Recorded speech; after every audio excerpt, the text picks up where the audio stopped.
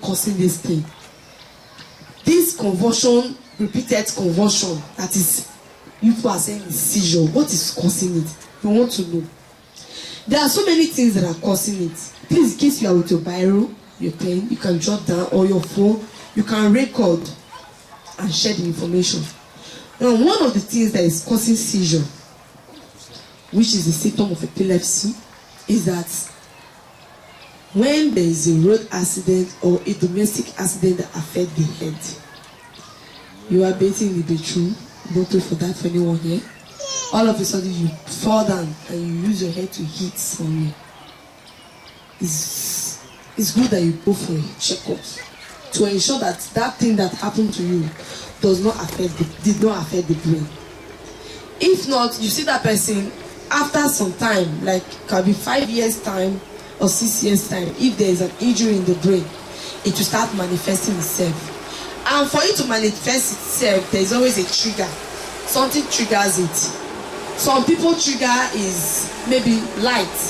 When there is too much light, it can trigger them. While some people, their trigger is a smell of a particular food. A smell of food, it triggers it. So, if anybody has any kind of accident that has to do with the head, you know, children, they play rough play very well.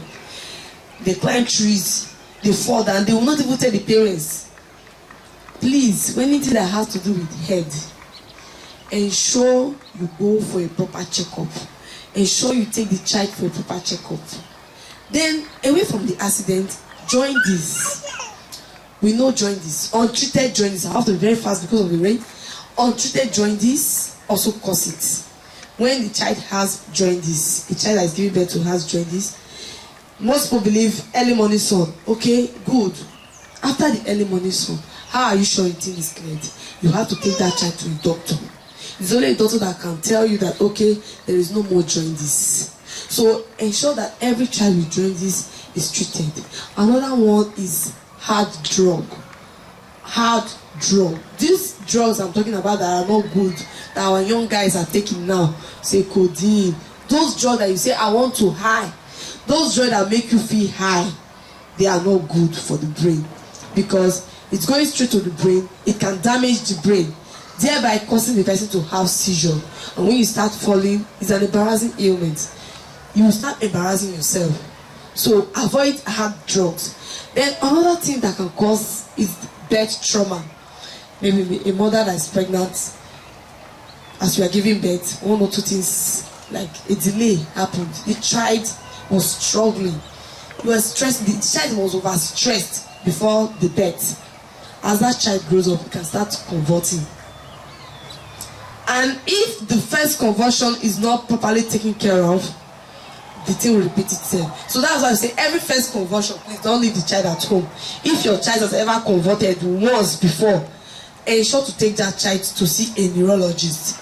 A neurologist is the doctor that's in charge of brain.